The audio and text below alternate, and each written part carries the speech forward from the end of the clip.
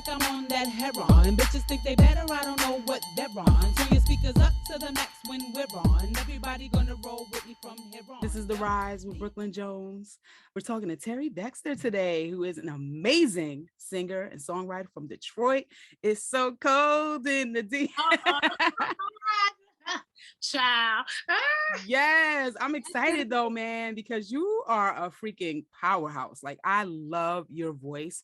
And it's crazy because the way we know each other is not that way. Like, I've never really talked to you about your amazing career, your music and your acting, because we're just like homegirls. Like, we met through a mutual friend. Shout out to George Steves. We were at his one-man play and we clicked instantly. Like, we instantly became friends. And we're just like always two homegirls kicking it. We never really talked about like your music career. So I'm excited to like ask you these questions and stuff, because I don't even know a whole lot. Like, I know you've had some hits. You had like a hit called Better Than Me, right? And I Try. And then I know one of my favorite songs that you sing is Spend My Life With You with Eric Benet. So that, oh my God, I love your voice so much. But I'm just excited to learn more about you in that space, because I know Terry the homegirl. So I'm excited to meet Terry the singer. So tell me, like, when did you get started singing? How did you become a singer? So actually I started singing in church.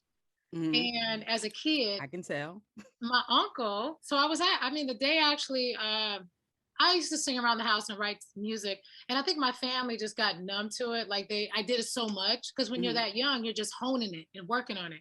And I remember one day, I'm gonna give you this, it's really fun little memory with me and my dad and mom. I was a little girl, I was like 6, 7, somewhere around there. And that was the day I was like, Dad. And he was in his chair watching a football game. And I was like, Dad, I'm going to sing something for you. I'll never forget it. I can still see it. My dad was like, he's amazing. My dad's like, okay. He turned off the TV. I jumped on his lap and he said, okay, go ahead. And I sang like a Whitney song, or I can't remember what I sang. Or maybe I just remember singing. I can't even remember what it was. I sang like maybe 20, 30 seconds. And then my dad was like, he called my mother in and he said, sing for your mother. It was like the first time he really paid attention. Right that moment, he called my uncle, who's a pastor, and he said, Terry, I'm bringing her to the church right now because they were in choir rehearsal. I remember he said, get your coat. It was in wintertime. Put my coat on. We went down to the church. I never forget walking in, and he went to my uncle, talked to him. The choir was rehearsing. I never forget it. And he made me sing right there in front of my uncle and the choir director. And I remember that next coming Sunday, I sang my first time in church. And it was a invocation Bible school to stand up. It was with the kids, and we had a little routine, and it was my very first time singing ever in church, and that was the beginning of singing in church all through my childhood, teen years. I sang at New Hope Baptist, sang at Harper Baptist, and really honed my skills that way. Professionally, I was in a band at 9 years old called TriStar. Chris Henderson, Deep Henderson, who's now currently a great producer in the music world. Rob, he's also a producer in the gospel world, and Mike. So we would sing, do shows around Detroit and in the region, and that's how I kind of started from there. I got seen by a manager, kind of went from there and started working in studios, doing background as a kid, making money, honing skills, doing shows like on the weekend after school. It was, and then my first professional record deal, was when I was 13, 14. And so that's kind of the start of the professional, larger scale platform professional career. Yeah.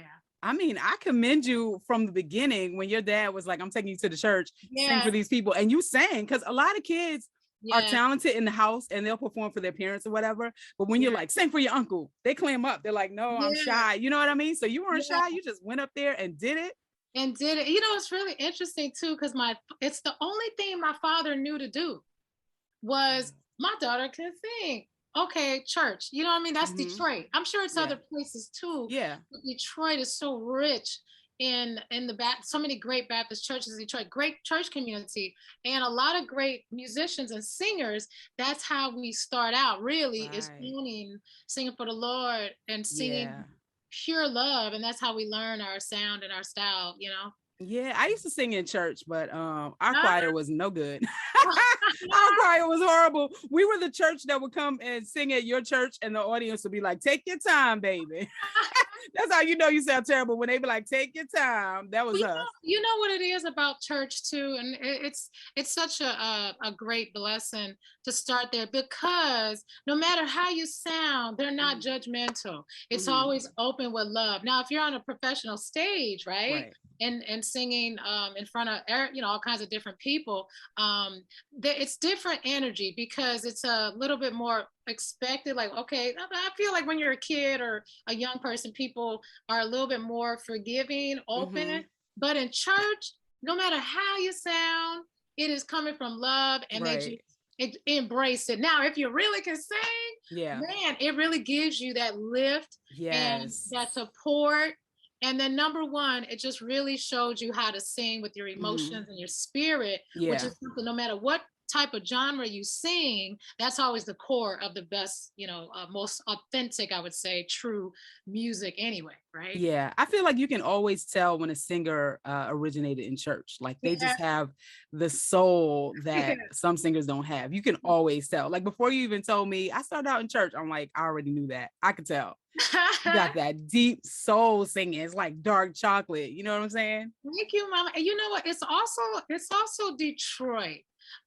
Churches, of course, all across, no matter what region you're from, there is that core gospel sound, but there's a Mhm. specific also sound though, gospel. I definitely believe that coming from Detroit too, that would be different in other regions and other cities. Right.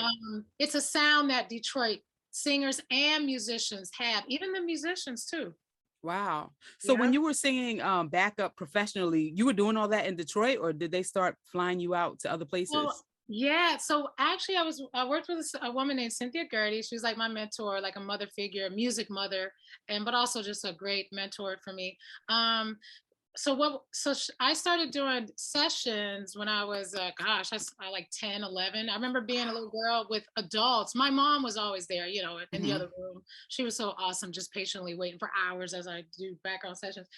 But I would sing with adult women Wow. and just learn. And it was amazing, because the way that I learned, because Cynthia comes from the, old school, in the good way, in the best way, like the real singing singers. Like, you don't get to fix your vocals, you got to sing with people. You don't get Yeah. to like do it over and over. I mean, we would do the whole like vamp in one take. Yeah, it In was one crazy. take? That's like unheard of nowadays. Yep. We'd have like mics set up.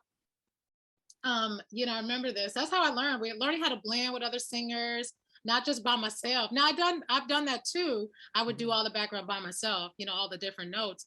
But singing with other singers doing background is no joke. Yeah, Like, because your voices have to complement each other, yep, right? you got to listen, you learn how to blend, you learn how to kind of work and make it a whole piece, instead of now, I do, all kinds of different backgrounds now, of course, but I also learned this too. But you can do, sing a note, do it again, do one part. It's you can piece it all together these days. But back in the day, especially, where music started, let's say, even before my time, it was, you sang the whole thing down. And that's why, you don't get That's to start amazing. over, and oh, let's do Mhm. this little part right here. Let's fix these two words. It was like you sang the whole chorus, So if you mess up one part, you gotta sing the whole thing over. the whole thing over. I mean, that was like really what music started from. And Yeah. Cynthia, even though music, when I started learning, they were, of course, people were singing background with pieces and all that. But she wanted to teach me how to do it the real, I would call it the real way. Mhm. It is the real way, because you're singing with other singers. It's like you're singing live, Yeah. but you really have to learn how to listen and blend. And that's, in my opinion, that's where you really capture the heart of a record. And, and, Mhm. and, and instead of background being looked at as like less than, or, what I'm saying, not Yeah. as important as the rest, Right. having, like, let's say 3 or 4 women or men, or a mix, together doing the background is really making it one equal sounding record. You know what I mean? And that's good that you learn that way, because when you're on stage, if you mess up, you can't start over. You got to keep going, Right. so it's better to know how to sing the song all the way through and to know how to handle it if you mess up. Right, absolutely. So it's like boot camp, Yeah. I remember like and it only coming to the business so young, everything was just so easy after that because of how I learned. Because I'm stepping into the pop world and how they were making, and it was rare that I was challenged even at a young age because of my training. I just felt like it's so easy compared to what I was doing with Cynthia and all of her folks and stuff. I was like, this is nothing. Meaning that I'm glad I learned that way, the hard way, the challenging way, I would say. And then when all through my career, it's just made everything pretty, I would say, kind of easy. That's really good. Now, do you play any instruments? I do. You do? What do you play? I mean, I'm a little sad. Well, I don't want to say sad, but I feel I do have to bring it back into my life. But the violin. What? Wow, that's impressive. Thank you. So I started that. I studied Suzuki method. Studied at Interlochen a few summers. I love it. It was considered like a second singing voice, but I felt when I started really recording and making records, and I didn't at the time, unfortunately, I didn't see how I could combine the two. Right. And I let it go. Well, you know what I actually did? I gave my prize love violin to my friend's daughter. And she wanted to learn how to play as a child. And because that's what happened with me. I was given a violin from someone who played, somebody gave it to my mother to give to me. Wow. So I gave my violin to my friend's daughter. Yeah. That's so nice. I get it though, because like back then, it was a little different. It was more about like being on stage with a shiny outfit and dancing and stuff. They weren't really doing violin. I feel like nowadays something like that will be more embraced. Yeah. Like if you get on stage and you sing and then you break out the violin, people be like, okay, stuff like that is more appreciated. There's the electric violin. It's kind of like a guitar sounding kind of violin. I kind of start looking at that, but for me, there's no excuse now. I feel like I could pull it up at any point, and why not? I think you're right. It's good to blend. But I always felt like because you're holding it like this and you're playing, it would kind of be like because your neck is here. Oh yeah. So when you're have a guitar, piano, nothing's actually around here. But that's no excuse. No excuse. I can hear all the violins playing, singing. People like whatever. You're just making an excuse. If you really want to do it, you'd do it. Yeah, you got no excuse. Just pull it down to sing and pull it back up. I mean, come on. I started taking guitar lessons years ago. I never got really good at it, but I learned a couple of songs and I learned like the scales and certain chords or whatever. And I was like, oh, I'm kind of getting it. And then I went kind of broke and I couldn't afford my guitar lessons anymore. And I just like stopped practicing, which is my mistake because I'm the type of person that needs someone to hold me accountable. Like my teacher gave me homework and I went and did it. But then when I didn't have anyone to hold me accountable, I was just like, I ain't got time to do that right now. And I like lost the skill. And it's so funny because I thought that I still had it because I knew like 3 songs. I was doing something. And my cousin, Ruba, he had a guitar in his room and he was just like plucking on it. He didn't really know how to play either. And I was like, give me that guitar. Let me show you how to play. And I took that damn guitar and I held it and I went, and I couldn't remember. You gotta pull it back up, Franklin. You gotta pull it back up. I could not remember one song, one chord, one nothing. Ruben was like, if you don't get out of my room and give me back my guitar. It was so hilarious. I really thought I was about to play him a song. How about this? You pull up the guitar again and reintroduce yourself to it, and I'll pull up the violin again. Oh, we're gonna hold each other accountable. Yes, we are. Oh shoot. Oh my God. You know what? I think I'll do it. Yes. I think I'll do it. My mom, she's been taking guitar lessons and she knows how to play a couple of songs. So we already got guitars in the house. Okay. She has an acoustic guitar and an electric guitar, and she mostly plays the acoustic one. And I was learning on the electric one. So I'm gonna snatch up her electric guitar. I still got my lesson books and everything, but I'm like, so there you got everything. See, I gotta go get a violin, but I will. But you got, girl.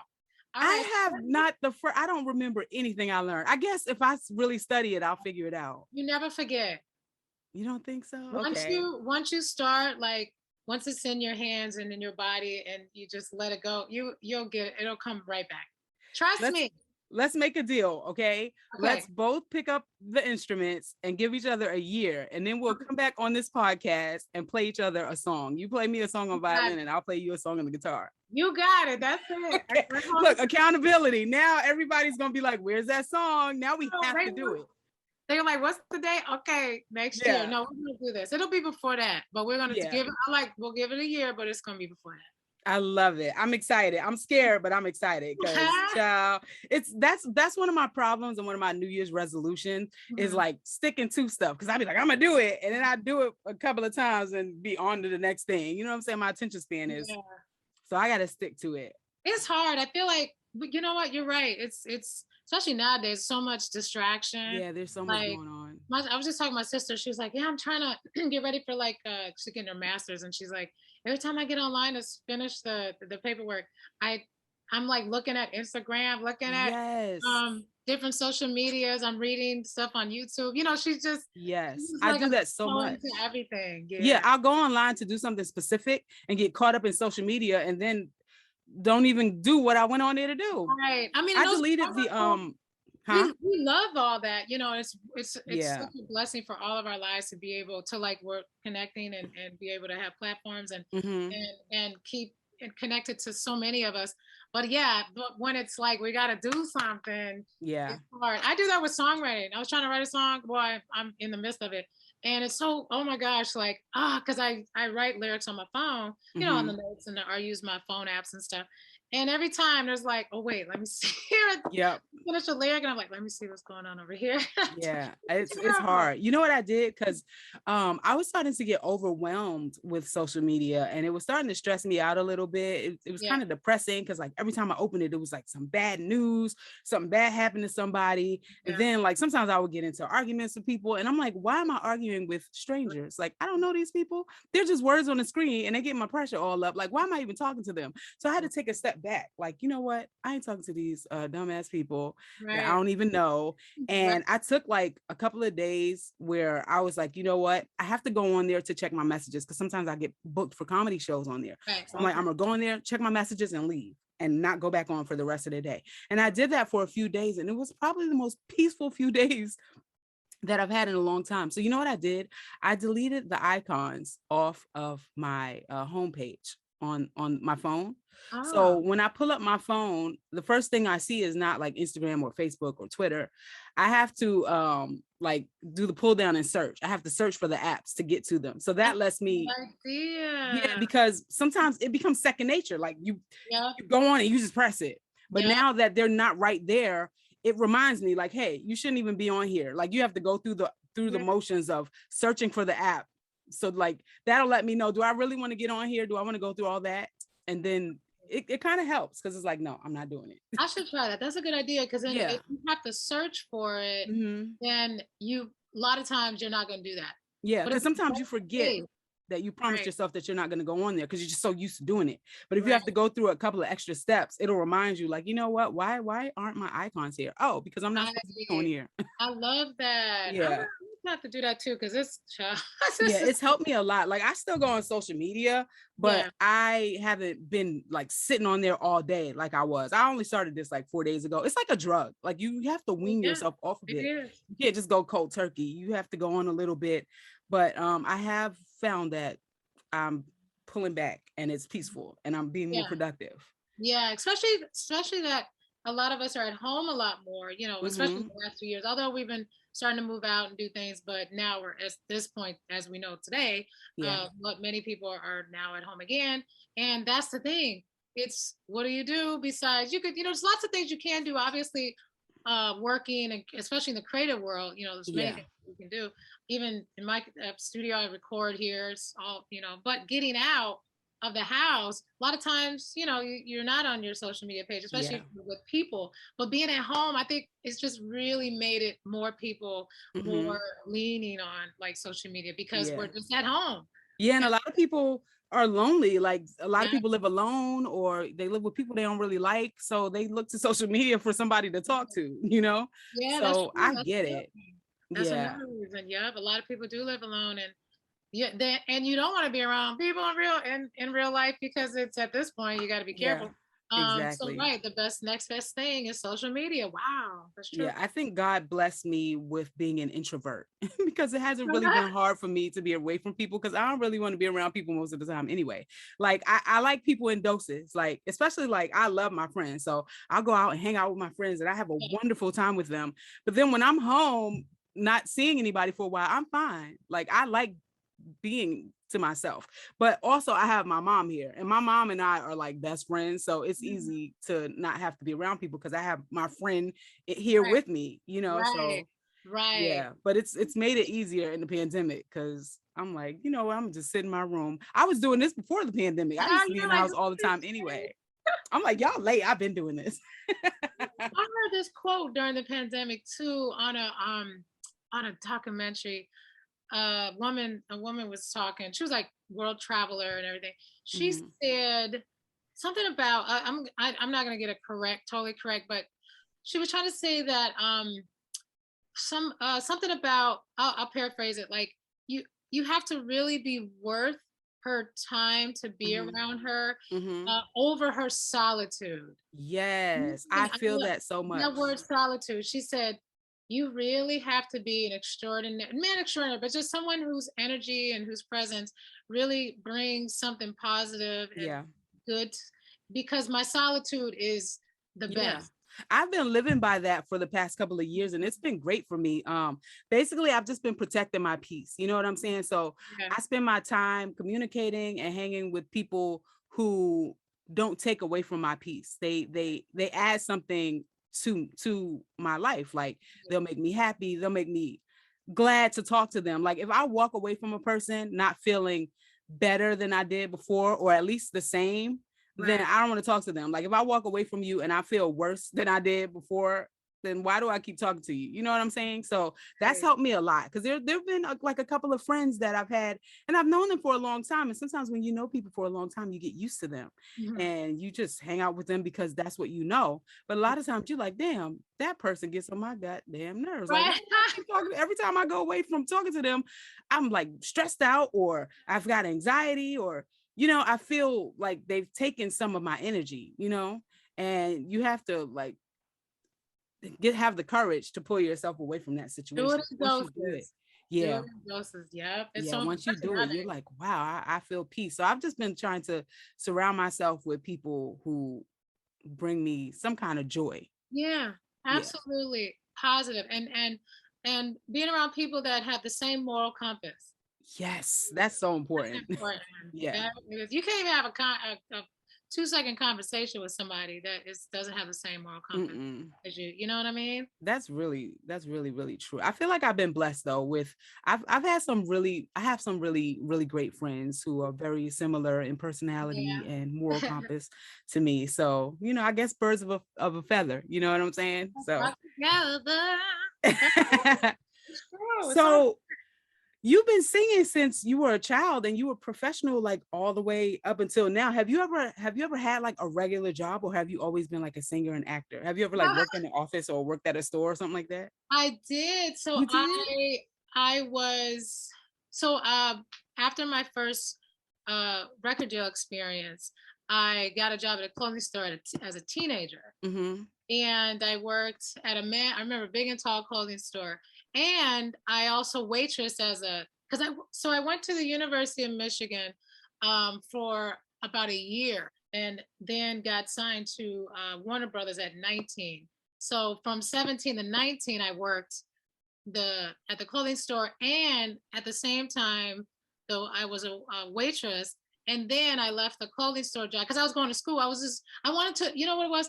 I had been working so much as a kid in music, from Mm-hmm. shows to signing a deal and recording a lot and traveling everywhere, and just work. I felt like full time job, which was great. I was very blessed, but I was a kid. I was Yeah. around 13, 14.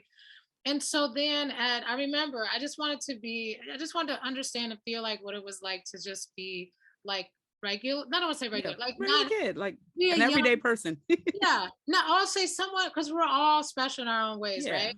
Or just being a young person at the time, a teenager, not recording music and having my music career be the priority. I just wanted to Mm-hmm. hang out, have fun, hang out with my friends, which I did, but I didn't do for years. Yeah. Um, just be normal, go to school, like, go to have fun. And I got a job, was making my own money and, in the clothing store and doing thing. And then at 19, I got another deal and that was that. So for the 2 years, yes, I Yeah. did. Yeah.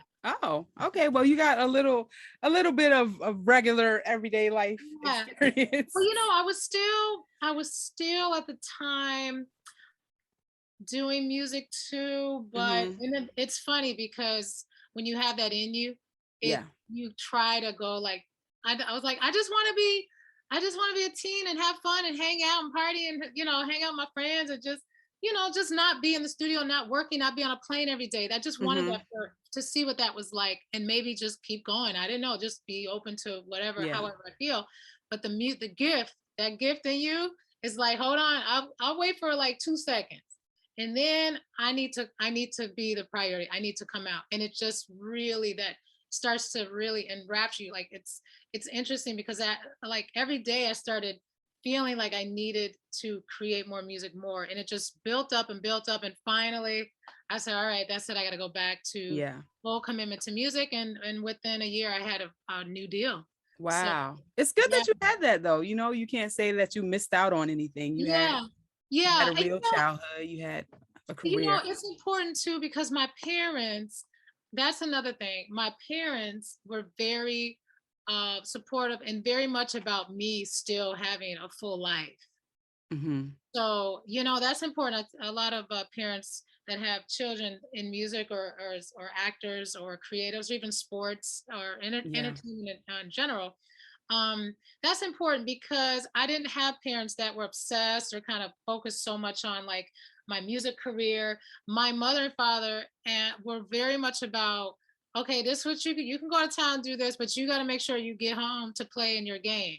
Or Mm. like make sure that I still, because I play basketball too. I would go to camp and go to record. My mother and father, they were very much about, no, you're gonna have a full experience. You're not gonna just be doing music 100% here. I love that. You have So some good parents. That's yep, kudos to them. yeah, so that's important. I think it really comes from parenting and your family. Mm-hmm. So because of them, I was able to really have a full childhood and teen years.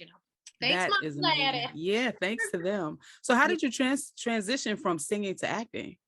Oh, it's so funny. Today, actually, David Talbert um, posted the anniversary of my first acting opportunity or experience, I'll say, in Love in the Nick of Time. That's funny. Just today, he posted Really? So that was your first acting experience? my first time. Wow. I watched that. It was really good. It was you and Morris Chestnut, Yes. right? Um, I never, ever, ever wanted to act. Like it's never in my mind. I just felt for many years being in the music industry, there's opportunities, right? Because it's an entertainment. Yeah. So I would always feel like the music in me was very much like, no, I need all of your time. No, you Mm-hmm. cannot share anything. So I have a personality. No, for my sake. But I was so focused and so like, no, music is 100%. All through my career, there were opportunities that would come, and I just wasn't open to them. Now, a couple Mm. things I based, with the management team at the time, so I just see what happens or just try. I was just like, I just do music. So I just had this idea that at the time that music was going to be all that I do. And Yeah. then, so when I met David, I was literally like, I can't. No, it was really such a blessing because not only did I think I could do it, I just didn't. I still had that feeling like music is everything and nothing else could come in and take any of the space. Mm-hmm. It was just a lot of great, wonderful friends and the beauty of Did it help that you had to sing in it? They're yeah, like, but you're still gonna be singing. yeah, and no, of course. I mean, that's probably the number one reason why in the end, after so much like I felt like I was going up a steep uphill walk, trying to resist it, but in the end, hey, something, if it's meant for you, it's meant for you. So Yeah. David really took a chance on me. I mean, he always says, I just knew you were the right person for it. No experience. I've never, ever, Yeah. What did you do to prepare? Like, did you take any kind of acting class or training or nothing. anything? They just threw you up there. And then, you know, it's funny, like David, you know, fam. I said, I remember the first meeting. I said, can I just do like 2 lines on some, maybe like one little, I can come on stage. He's like, trust me. He said, just trust me. I feel like creatives, writers and directors and producers, when they see something, they know, right? Yeah. They just Yeah. know, Yeah. even if it sometimes even beyond us. And Hmm. so it was really, what I really realized, how I feel like, as we started rehearsing, and I was so nervous, but then something in me kind of opened up, and it said, that one thing in me said, you know what, this is a story, a life story of a real person, and Hmm. all you need to do is be. You just give yourself permission to be. David would always say that to me when I was like, what do I do, how do I do this? He's like, give yourself permission to be. It's simple, just be. Be that person. Time is the character. Hmm. Be her, don't ask questions, just, you know, the world is here, step into the world and be. And Hmm. that was the big awakening for me, to kind of like, oh, okay. And when it's action time to go, you know, the story opens and you are the character, and I was time. So that's kind of how the training started.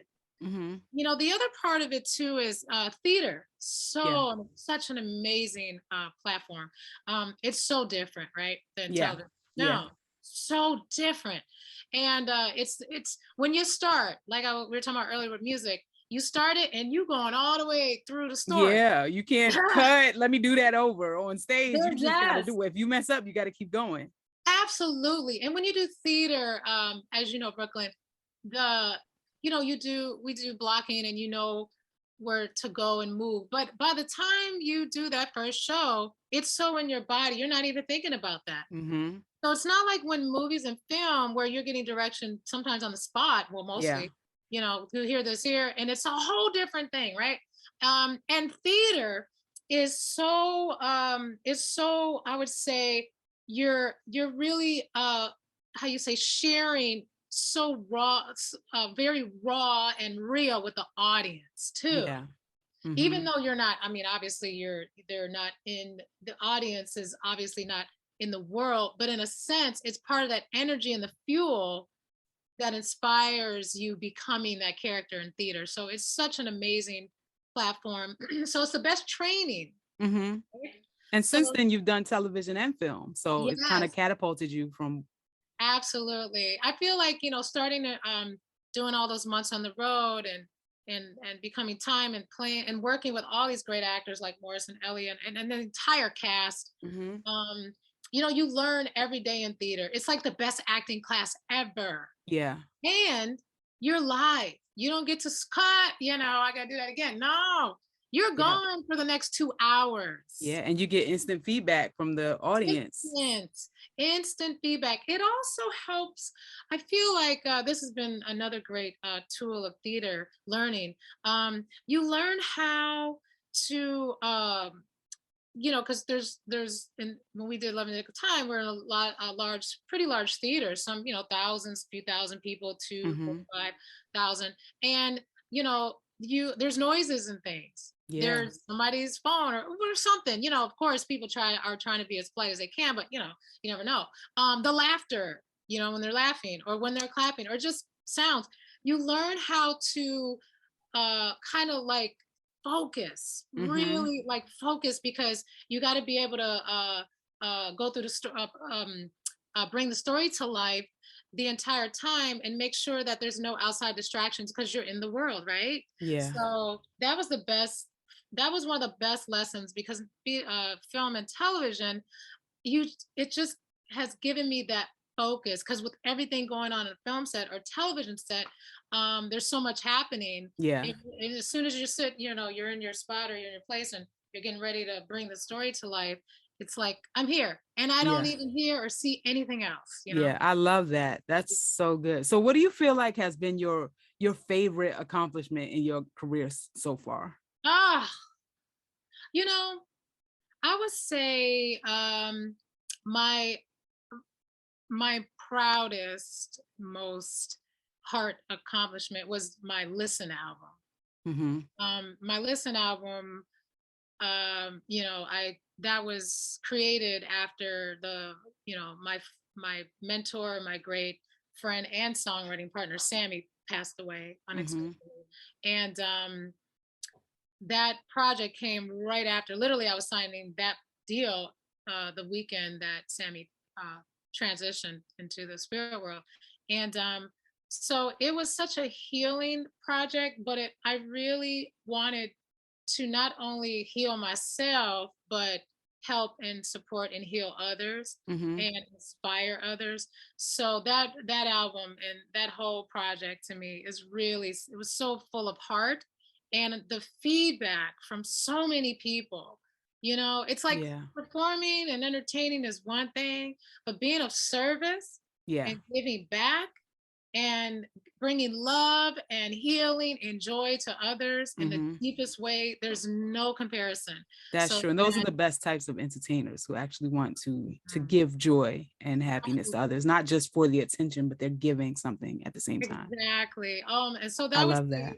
that album to me was, I call it my big hug, my my Yeah. my heart hug to the world.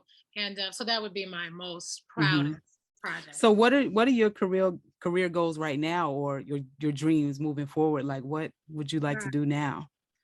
Oh gosh, I definitely want to do a listen to. So another installment of that. I was just Mm-hmm. talking about this recently. Nice. And then another thing too. I want to do finally another soul album, and something more rooted in my Detroit roots, Mm-hmm. raw soul. And so I'm kind of starting with something.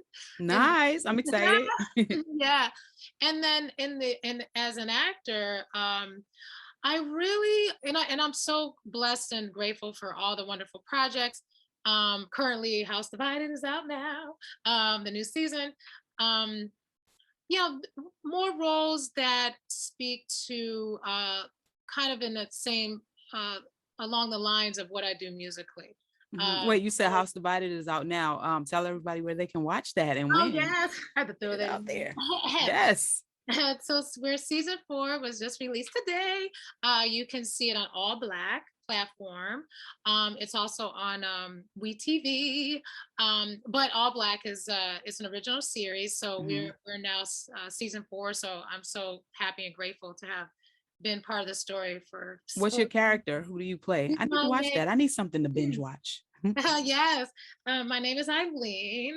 I play Eileen, and you got to check it out. I'm I going to love check it. it out. It's been so much fun. We're just like big family. You do Mhm. 4 seasons, you just like, they're your family. So it's out now. So it's 1 episode a week. Mhm. It'll be every Thursday on All Black, and I am excited. I'm excited too. Congratulations. Congratulations on that, man. So what advice would you give to someone who wants to become a singer and an actor?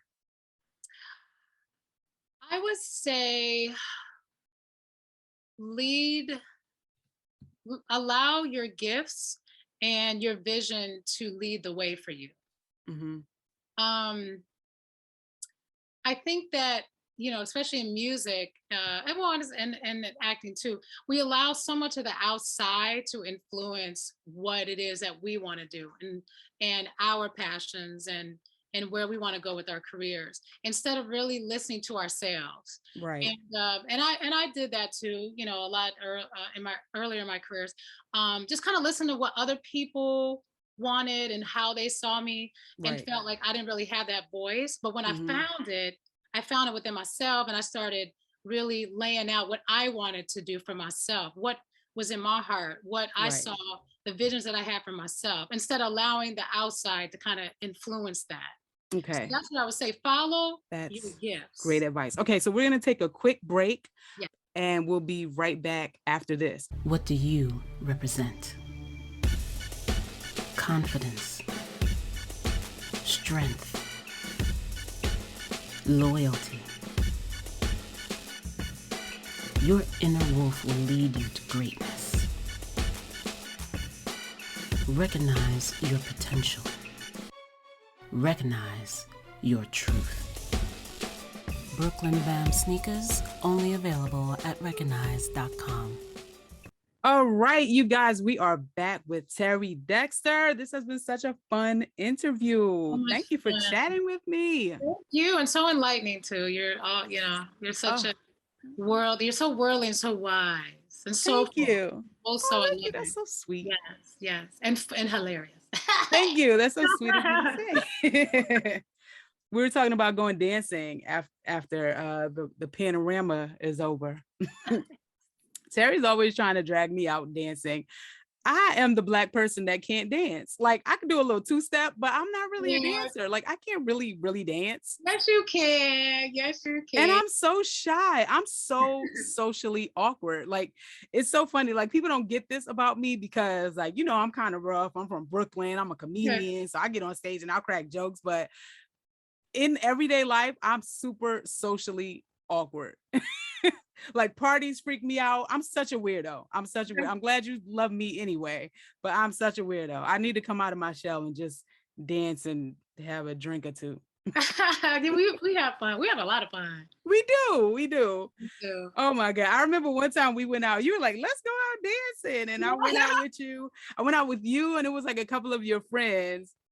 And you ran to the dance floor, and they ran to the dance floor, and I was just sitting there looking dumb. And you were like, come out and dance. And I was like, I don't wanna. And you were like, well, here, hold my purse. I ended up holding everybody's purse.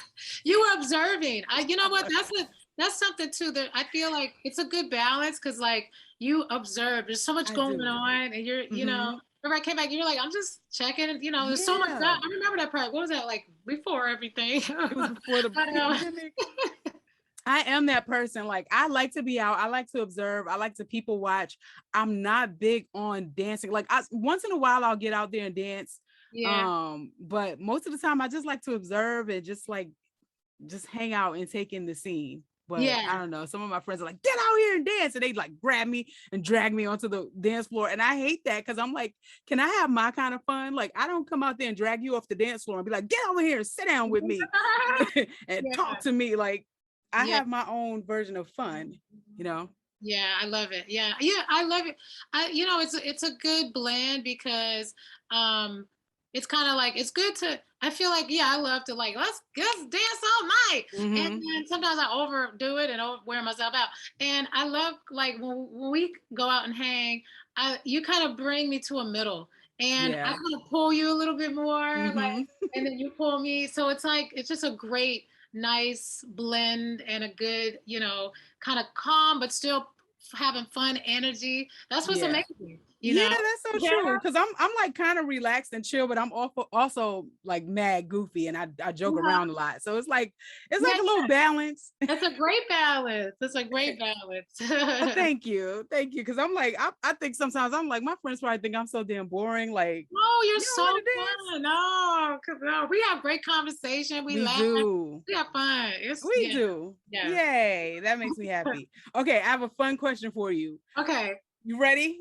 Yes. What is your most embarrassing moment? Like, what is something embarrassing that you want to share and give us? I got something that's so crazy funny. Well, okay, I'll say the big epic embarrassing moment. Okay, and then I'll tell you one. Okay. Now, and this happened. I was in San Diego.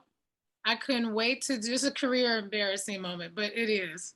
It was at the time, Better Than Me. It was like #1 in San Diego. I could not wait to get to San Diego to finally show my love for the support, right?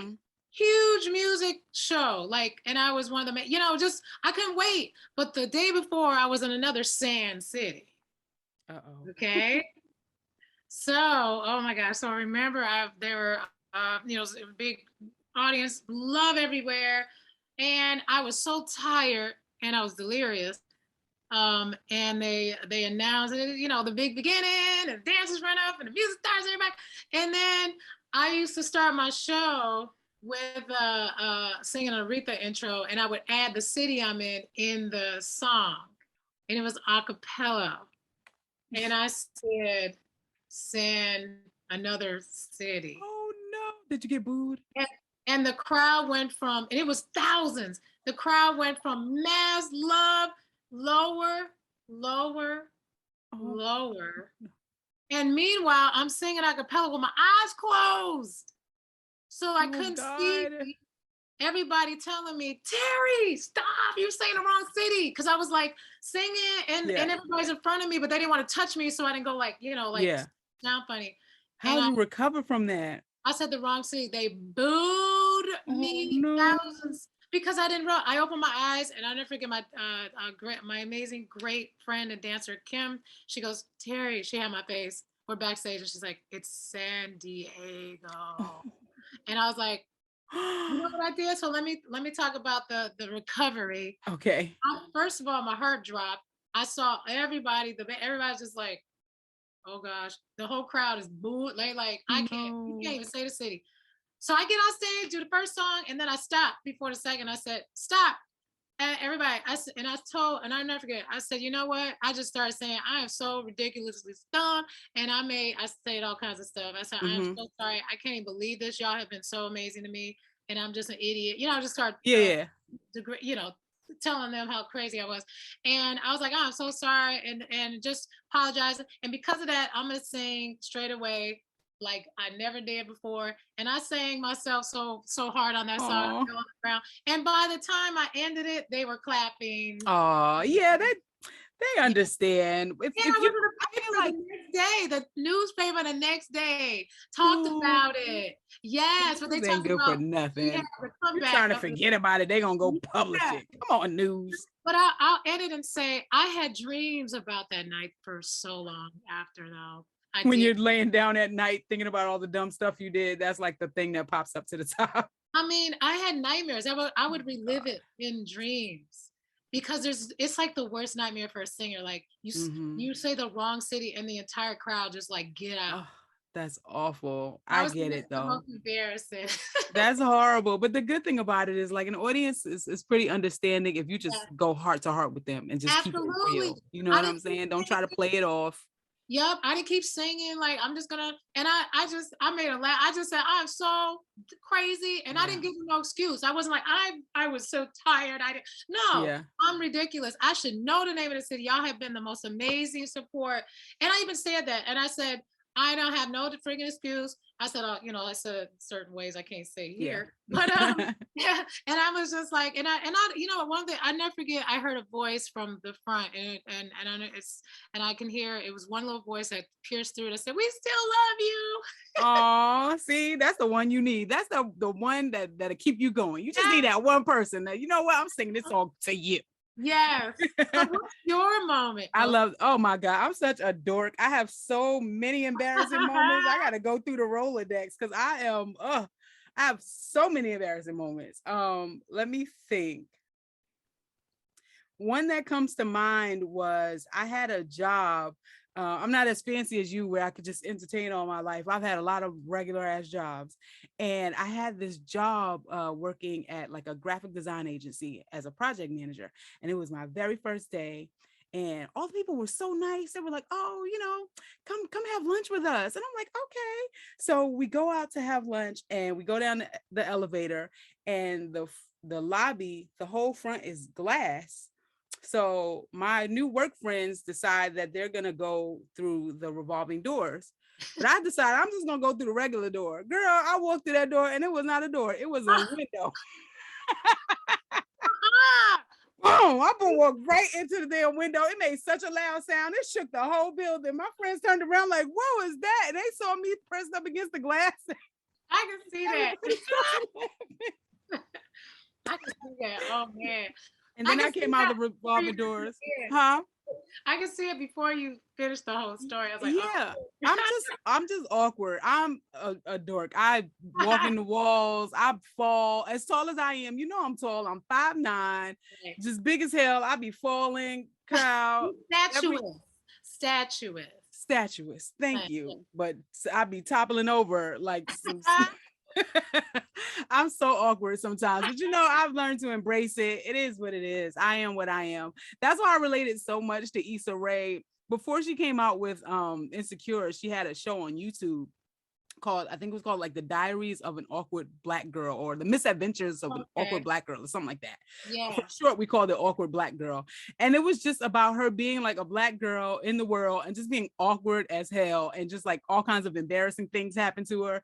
And I just related to that character so much because I'm just so awkward. Like sometimes I'm like, I don't even know what to do with my hands. I'm just, yeah. I'm just so awkward. But hey, to know me is to love me, right? Yes. But I've learned how not to even be too embarrassed, because I let people know up front, like, look, I'm an awkward person. I might do or say something stupid, especially like if I'm nervous. Yeah. I say stupid things when I'm nervous. Oh my God, I have a story for you. This is another embarrassing moment. So, Flex is like a big brother to me, Flex Alexander. And Eddie Murphy invited him to his house for a boxing party. Like he had this big party at his house. And it was before I lived in Los Angeles. I was just visiting. And Flex was like, yo, he calls me Gutta. Yo, Gutta, I'm gonna take you to this party with me. We're gonna go to Eddie Murphy's house. And I'm like, oh, word? So it's like me, him, Shanice, Ruba, we all went to Eddie Murphy's house. I was like, oh, I'm fancy. I'm at Eddie Murphy's house. And I love Scary Spice, Mel B. I just love her. And she was there. And I was like, oh, Scary Spice is over there. So I kind of wanted to talk to her, but I was kind of scared. I was like, I don't know if I should approach her. And then maybe like an hour later, I saw Ruba talking to her. And I was like, now's my chance. Someone I know is over there talking to her. So I just like ease in and be like, hey, how you doing? I'm Brooklyn, like smooth. But I'm not a smooth person. I'm a freaking dork. And when I was younger, my mom knew I loved the Spice Girls. And you remember they had the Spice Girls Barbie dolls came out. My mom got me the Mel B Spice Girl Barbie doll. That I had it for like years. And I was like trying to think, what am I going to say when I go over there to break the ice? I'll say, hello, how are you doing? I'm Brooklyn. I was like going through all this in my head, how I was going to break the ice. And when I got over there, I got so nervous. All I did was say, I have a doll of you. Oh, said, okay, and walked away. like, Mom, but your energy, I feel like your energy says a lot, no matter what you say, Thank you. Even though that's a compliment. I think it threw her off because she probably wasn't thinking about the Barbie doll. She probably thought I made some kind of voodoo doll or some shit, because I was so nervous. I was like, I have a doll of you. She was like, okay. And Ruben was like, what the hell is wrong with you? I was like, I don't know. I got nervous. I don't know what to do. He's like, now she ain't gonna want to talk to me. Right. It was such a mess, but I redeemed myself because I work in entertainment. So I was working at Hip Hop Squares, and she was actually on a few episodes of it. And I saw her at Hip Hop Squares, and I talked to her, and I was like, I have a funny story to tell you. And I told her that story, and we both cracked up. She was like, she seems cool too. Hilarious. Yeah, she's very cool. But yeah, you guys, I'm awkward sometimes. So if I ever meet you and I seem a little nervous, don't hold it against me if I say something stupid. I say the stupidest stuff when I'm nervous. No, you don't. I love you, Terry. You're so encouraging. You're like, no, you're statuesque and smart. You don't say dumb things. Girl, you're the kind of friend everybody needs. You are. Oh, thank you, Mama. But you are, okay? Oh, thank you. Okay, I have 2 more fun questions for you, and then we're going to roll out. All right. What is a talent or ability that you have that's maybe weird or strange that people don't know that you know how to do? Do you have something like that? A talent or ability? It's not strange, but I have, and I feel like it's a kind of a interesting, like I call it my little superpower. Mm-hmm. I have a reflex that is undescribable. Really? Like nothing falls around me. Nothing gets too fast by me. I'm quite, and some people, well, my family and friends, now you know this too, but mm-hmm. Eventually you'll see it. I mean, nothing falls. I have this weird, it's not weird. It's an extraordinary reflex. I love that. Yeah. It's a gift. And I was I played softball, and no ball. I mean, I would catch fastballs like nothing. It was like, wow. Yeah. That's amazing. It was like a superpower, right? But ever since I was a kid, anything fall, you open something and fall, I'm just. You catch it. Oh, I love that. So weird. I mean, not weird, but even now, I'm like, dang. That's amazing. I didn't even see the thing come. It's like I don't even see it. It's just. Yeah, you feel it. Oh, I love that. That's so amazing. You're like a superhero. Yeah. What would your superhero name be? The Dexter, okay. Okay, I know that's right. Okay, last question. What is your favorite struggle meal? Like, I don't know if you've ever struggled or whatever, but everybody has a meal that, like, if they haven't gone food shopping, there's no food in the house, or they don't have no money, but this little cheap meal that only costs like $5 is bomb. I'll tell you one of my favorite struggle meals. One of my favorite struggle meals, believe it or not, is buttered noodles. If you just take some like spaghetti noodles and boil them and then just put some butter on them and salt, it's the bomb. And that meal probably costs you $2. It's good. You're right. Noodles, butter, and salt. And salt. That's all you need. You don't need no spaghetti sauce. You don't need no meat.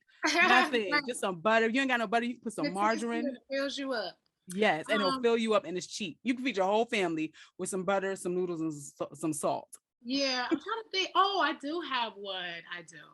Is ketchup and rice. You know, I've heard that before. I've never had it, but I've heard people say that they just eat. So you'll just have like ketchup and rice. There'll be no meat product that touched the rice first. Just ketchup and rice. I'll just make the rice and then add ketchup, and that's it, and eat it. Do you put salt and pepper on it? Nothing.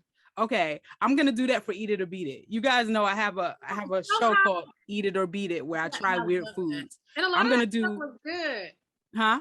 A lot of the stuff you do, I watch it and I'm like, okay, it's good. But I want to say this really quick. The way that I started eating like that is only because, you know, when you have food with rice and there might be like you're putting ketchup on maybe some kind of meat or meatloaf or maybe whatever's with rice that you might put ketchup on. Yeah. As a kid, it started bleeding onto the rice. Oh. And that's kind of good. Started moving the ketchup over to the rice, and eventually I was like, I'm just gonna make it just rice and ketchup. Yeah, I get that, because I used to think that ketchup on eggs was disgusting. I was like, who puts ketchup on eggs? That sounds nasty. Yeah. And one day I was eating breakfast and I had the eggs on the same plate as the home fries, and I put ketchup on the home fries and they touched the egg, and I tasted the egg on the ketchup. I mean the ketchup on the egg, and I was like, yeah, that's actually good. Like it I don't know, it makes it pop some kind of way. So then I started putting ketchup on my eggs. So I get it. Like some combinations sound nasty, but then when you try it, it's kind of good. But I'm gonna do that for Eat It or Beat. I'm gonna have an Eat It or Beat It segment from this podcast where I try the guest struggle meals. Maybe I'll put that on Patreon. Yes. Yeah. That'll be like the special Patreon edition. If you want to see my Eat It or Beat It from the podcast. Love it. That's what we're gonna do. Yeah. Oh my God. I've had so much fun talking to you, Terry. Thank you so much for doing this. Thank you so much, Brooklyn. I miss you. I miss you too. Happy New Year 2022. 2022. Can you believe it? Oh my God. It's been crazy. It's been a roller coaster, but you know what? We're going to make it through, and we're going to see each other, and we're going to give each other big hugs, and we're going to go dance, or you'll dance. Absolutely. And I'll hold your purse. The violin and the guitar. Don't forget. Yes, the violin and the guitar. Look, we got a year to get this song together, and then we're going to come back on here and we're going to play the song for y'all. Yes. Thank you for having me. I love you. Thank you. I love you too. I'll see you soon. Okay. Bye. Bye. Make sure you guys follow Terry Dexter on Instagram at Terry Dexter. And don't forget to watch her show, A House Divided, on the All Black Network. I started out with nothing. That's why I call my cash flow Benjamin Buttons. Cause my dollar bills might be wrinkled and small, but when they grow up, smooth out and get tall, you could call me new money, but I really got a hold on it. I'ma keep my bread till it starts growing mold on it, and stack it up like Legos. Build a fort with it, go inside and show you how my voice echoes.